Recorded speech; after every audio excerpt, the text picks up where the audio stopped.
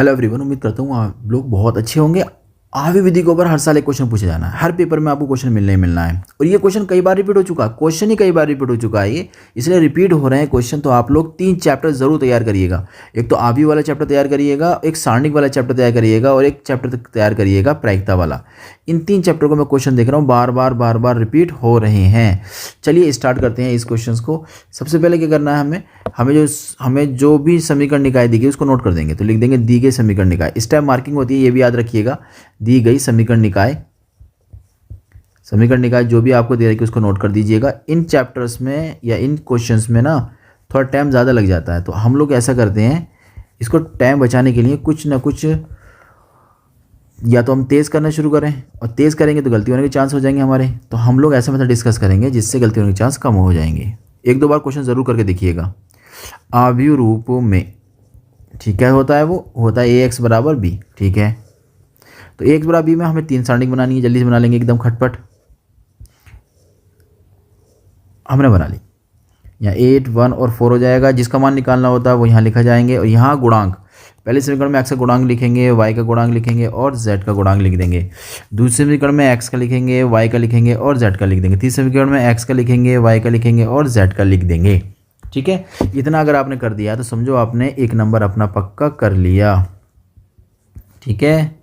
क्योंकि टाइम जो है पेपर में बहुत कम रहता है, क्योंकि मैथमेटिक्स में तो वैसे भी टफ क्वेश्चन कोई मिल जाए तो उसमें ज़्यादा टाइम हमारा चला ही जाता है। अब ये 8 नंबर का क्वेश्चन है तो ये बहुत सारा टाइम लेकर चला जाएगा। यहाँ थोड़ी सी बात और समझते हैं।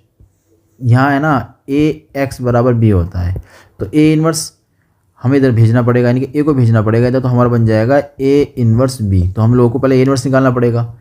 a इन्वर्स निकालने का जो फॉर्मूला होता है वो होता है 1 डिटर्मिनेंट और एडजॉइंट ऑफ a, यानी कि डिटर्मिनेंट निकालना पड़ेगा, सारणिक निकालना पड़ेगा और एडजॉइंट निकालना पड़ेगा। 2 काम हमें करने पड़ेंगे। तो सारणिक निकालना हमारे लिए आसान है, पहले हम सारणिक निकालेंगे ताकि हमारा 1 नंबर और पक्का हो सके। सारणिक निकालने के लिए 3, 2, 4, -2, 1, -3, 3, -1 और 2। हम इसको ओपन करना जानते हैं, हाँ जानते हैं ओपन करना, तो मुझे उम्मीद है कर सकते हैं। जब हम ये एलिमेंट सेलेक्ट करेंगे तो इसके सामने वाला एलिमेंट ये दिस मल्टीप्लिकेशन में चला जाएगा, ये हो जाएगा 2 और हो जाएगा यहाँ पर -3, -2 लेंगे, +2 बन जाएगा। मल्टीप्लाई करेंगे तो 4 आ जाएगा। समझ पा रहे हैं? ये एलिमेंट जब लेंगे तो ये एलिमेंट और ये एलिमेंट नहीं ले सकते ना, 2 दूनी 4 हो जाएगा, -4 +4 बन जाएगा, ठीक है। ये भी समझ में आ गया। इसके बाद कौन सा एलिमेंट लेना है, 3 लेना है। 3 के सामने ये नहीं ले सकते, ये नहीं ले सकते, तो आ जाएगा 3 आपका, 3 दूनी 6, -6 बचेगा, 2 4 कम 4, -4 हो जाएगा, ठीक है। इसका मतलब यहाँ से 3 गुणा बचेगा, -1 बचेगा, 2 गुणा बचेगा 4, 4 8 हो जाएगा, और ये 3 × -10 हो जाएगा। फाइनली आपने निकाला -3, 8 दूनी 16 हो जाएगा और -30। तो अगर हम देखें तो ये ऐड करेंगे तो -14 में से 3 ऐड करो -17। तो ए का डिटरमिनेंट जैसे ही निकालेंगे उसे बॉक्स में ज़रूर बंद कर देंगे हम लोग, ताकि एग्जामिनर को साफ साफ दिख जाए कि भी देखो हमने सारणिक निकाल दिया है, ताकि हमें 1 नंबर और दिया जाए। इसके बाद समझने वाली बात है, हमने यहाँ पर कोफैक्टर एलिमेंट्स की मैट्रिक्स बनाते हैं डायरेक्ट। इसे सहखंड अवयव भी कहते हैं, सह गुणनखंड अवयव भी कह देते हैं। सही है, कोफैक्टर एलिमेंट की मैट्रिक्स बना लेंगे, यानी कि आव्यूह बना लेंगे हम लोग डायरेक्ट। थोड़ी दिक्कत सी लगेगी आप लोगों की, आप सीख जाएंगे, मगर इसको लेंगे ना यूज़, और गलती होने के चांस यहाँ पर कम हो जाएंगे, और आपकी जो है स्पीड बढ़ जाएगी, टाइम पेपर में बच जाएगा। गलती होने के चांस 0 मान के चलिए आप। अगर आपसे सारणिक खोलनी आती है तो ठीक, कोई दिक्कत नहीं है। अब ध्यान समझिए जो हम करने जा रहे हैं। सी हम लेंगे, इसके अकॉर्डिंग हम जो पहला एलिमेंट है ना ये 2/2 की बनती है हमारे पास सारणिक। ये भी 2/2 की सारणिक बनेगी, ये भी 2/2 की सारणिक बन जाएगी। कोई दिक्कत यहाँ तक? कोई दिक्कत नहीं है ना। इसको बंद कर देंगे इधर से, इसको बंद कर देंगे। इसके बाद ये 2/2 की, एक 2/2 की, एक 2/2 की यहाँ, एक 2/2 की यहाँ, एक 2/2 की सारणिक यहाँ, सारणिक यहाँ, सारणिक यहाँ, सारणिक यहाँ, सारणिक यहाँ, ठीक है। इतना हो गया। पहली सारणिक के आगे प्लस, दूसरी के आगे माइनस, फिर प्लस, इसके आगे माइनस, इसके आगे प्लस, इसके आगे माइनस, इसके आगे प्लस, फिर माइनस, फिर प्लस। अब हमें पड़ेगी ज़रूरत ए की, तो हम लोग क्या करते हैं, ए को ना यहाँ से कॉपी कर लेते हैं। जो ए है ना, इसको यहाँ से हम लोग कॉपी कर लेते हैं और इसको यहाँ पर हम लोग पेस्ट कर लेते हैं, ताकि हमें बार बार इसकी ज़रूरत पड़ेगी ना, तो बार बार पीछे जाना नहीं पड़ेगा हमें, ठीक है। अब ध्यान समझिएगा, हमें ना पहला मेंबर लिखना है। पहला मेंबर तो पहला मेंबर तो यहाँ से बनेगा, ये छुप जाएंगे। जो एलिमेंट आपको 4 दिखाई दे रहे हैं ना, वो आप नोट करेंगे। बात समझ में आ रही है आपकी? ठीक है, धीरे धीरे समझ जाएंगे, देखिएगा। अब आप धीरे धीरे यहाँ समझ जाएंगे। यहीं से बस आपको सीखना है, यही आपका टाइम बचाएगा, सबसे ज़्यादा टाइम आपका यहीं बचने वाला है। और मैं आपको जो तरीका बताऊंगा वो भी आप समझ जाएंगे एकदम। दूसरा एलिमेंट लेंगे तो ये छुप जाएंगे, जो एलिमेंट दिख रहे हैं वो आप नोट कर दीजिए। तो आपको दिखाई दे रहा होगा 2 और 4 -1 और 2। ठीक है, तीसरा देखिए, अब ये मेंबर लिया जाएगा, दिस और दिस छुप गए, जो बच गए हैं वो आप नोट कर दीजिए। आपको मिलेंगे यहाँ से 2 4 1 -3। बस यही मैं आपको सिखाना चाह रहा था, आप ध्यान समझिएगा। देखो होता क्या है, जो पहला मेंबर है ना वो लास्ट वाला मेंबर बन जाएगा, मैच कर गया। इसका जो दूसरा मेंबर होगा ना वो दूसरा ही वाले का दूसरा बन जाएगा, और जो बच गए वो सेम सेम दिखाई देंगे आपको। इसका मतलब आपकी गलती होने के चांस शून्य होगा, नहीं हो गए। अब जल्दी से हम इसको भरते हैं, आप देखिएगा क्या सही है गलत है। पहला मेंबर लेंगे, इस वाले को सेलेक्ट करना है, तो सामने वाला नहीं ले सकते, ये जो बच गया वो दिखा दो कि 2 बचा है आपके पास, माइनस का 3 बचा है, 3 और 2 बच चुका है। ठीक है, इसको आपने लिख दिया।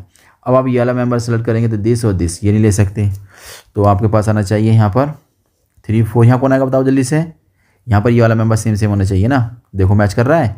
ठीक है, अब नेक्स्ट वाली जल्दी से भरो, नेक्स्ट वाला बताओ, ये वाला एलिमेंट सेलेक्ट करेंगे तो ये और ये नहीं ले सकते, है ना। तो कौन कौन से मेंबर बचेंगे, आपका 3 बचेगा, बच रहा है 3, 4 बच रहा है, 3 4, ठीक है, और माइनस का 2 और माइनस का 3, क्लियर है ना।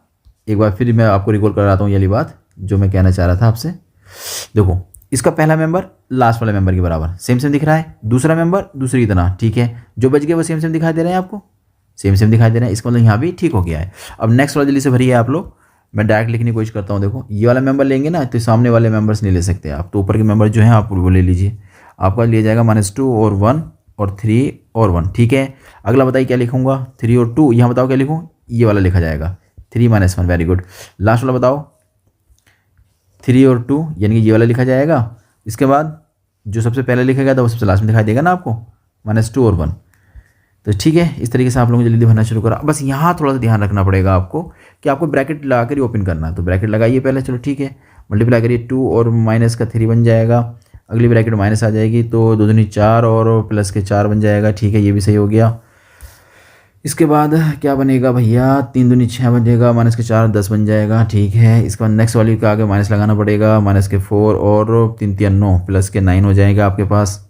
इसके बाद नेक्स्ट वाला जो है 3 दूनी 6 4 3 12 बन जाएगा। इसके बाद यहाँ माइनस लगाना पड़ेगा, 3 3 9 4 दूनी 8 प्लस के 8 हो जाएगा। इसके बाद ये वाला एलिमेंट लिया जाएगा तो बनेगा 2 और माइनस का 3 बन जाएगा। इसके बाद माइनस लगाना पड़ेगा बाहर, -3 और 3 दूनी इसका निकालना है ना, 3 दूनी 6 बन जाएगा। इसका निकालेंगे तो 3 माइनस का 4 तो प्लस के 4 बन जाएगा, ठीक है। इतना हमारा हो चुका है, इस बॉक्स को बंद कर दीजिए। देखिए कितनी आसानी से हम लोगों ने एकदम फाइंड आउट कर लिया रिजल्ट ये। इसे 2-3 बार अगर आप करके देख लेंगे ना, क्वेश्चंस को बार बार करके देखिए, नए नए क्वेश्चन देखिए करके, इसी मेथड से करके देखेंगे तो आपको यहाँ ना एक चीज़ देखने मिलेगी कि आपने ना बहुत सारा टाइम को बचा लिया पेपर में। बस यही सबसे बड़ा एक तरीके से हमारा हथियार होगा कि हम टाइम को बचा सकते हैं। बस टाइम हमारा बच जाए तो हम सवालों को बड़ी ईजिली सॉल्व कर सकते हैं। यहाँ सी का ट्रांसपोज निकालेंगे, ट्रांसपोज का मतलब रो को कॉलम में चेंज करना, परिवर्त है ना, परिवर्त बोलते हैं ना उसको, रो को कॉलम में चेंज कर देंगे यहाँ पर। तो पहली जो रो है हमारे पास वो पहला कॉलम बन जाएगी, -1 -8 -10, ठीक है। दूसरी वाली क्या बनेगी आपके पास, -5 -6 और 1 बन जाएगी, वेरी गुड। तीसरी बताओ, -1 9 और 7, ठीक है, बिल्कुल सही हो गया। एडजॉइंट भी निकाल लिया है। अब हमारे पास ए इनवर्स का जो फॉर्मूला होता है उसको नोट करेंगे, 1 डिटर्मिनेंट्स और एडजॉइंट ऑफ ए, ठीक है। तो ए इनवर्स डिटरमिनेंट की वैल्यू निकाली थी, -17 आई थी ना, -17, और एडजॉइंट जो हमने अभी निकाला उसे नोट कर देंगे, -1 5 -1 -8 -6 9 -10 1 और 7। हमारे पास इन्वर्स भी आ चुका है। अब यहाँ से हम काम करेंगे शुरू, अपना ax बराबर b था, x बराबर हो जाएगा a इन्वर्स b, इस पर काम करना शुरू करेंगे। x का मान हम जानते ही हैं, हमने पहले निकाल रखा है, इन्वर्स का मान हमने अभी निकाला है, ठीक है। -17 और -1 5 -1 -8 -6 9 -10 1 और 7, और b का मान था हमारे पास, एक बार देख लेते हैं b का मान क्या था। b का मान ये रहा 814 8 1 और 4, इनकी मल्टीप्लाई करते हैं और फिर देखते हैं क्या रिजल्ट हमारा बनता है, ठीक है। या तो ऐसे करो माइनस को अंदर एंटर करा दो, या माइनस को बाद में हम लोग देख लेंगे। मल्टीप्लाई करिए, मल्टीप्लाई करनी सबसे आती होंगी। -8 पहले वाले की पहले से, दूसरे वाले की दूसरे से, तीसरे वाले की तीसरे से करेंगे, है ना। यही हमारा यहाँ रूल चलता है, पहले की पहले, दूसरी तीसरी। ठीक है, करिए मल्टीप्लाई। -8 -5 हो जाएगा और माइनस के ही 4 बनेगा। फिर अगले में 8 64 हो जाएगा और -6 बन जाएगा, 36 बन जाएगा। 9 चौक 36 होता है ना, 36 बन जाएगा। आगे में -80 बनेगा और +1 हो जाएगा, 28 हो जाएंगे, 28 बन जाएगा। ठीक है, इतना हमारा हो चुका। अब XYZ बराबर कितना बनेगा, 1/17 नेगेटिव में है। ऊपर कितना हो जाएगा, -17 हो जाएगा और -34 बन जाएगा और -51 हो जाएगा। तो ऊपर से ऐसे करते हैं हम लोग, थोड़ा सा -17 कॉमन ले लेते हैं। 17 कम 17, 17 दूनी 17 तिया 51। ठीक है, 17 माइनस साइन के साथ कट गया। तो फाइनली XYZ जो आव्यूह था उसके सामने जो आव्यूह मिलेगी 1 2 3 वाली आव्यूह दिखाई दे रही है। यहाँ से इजीली हम कह सकते हैं x बराबर 1 है, y बराबर 2 है और z बराबर 3 है। तो उम्मीद करता हूँ ये क्वेश्चन आपको समझ में आ गया होगा और ये मेथड भी आपको समझ में आ गया होगा। बस आपको क्या करना है, इस पर थोड़ा सा काम करना है, बार बार प्रैक्टिस करनी है। चलिए हम लोग मिलते हैं एक नए क्वेश्चन के साथ।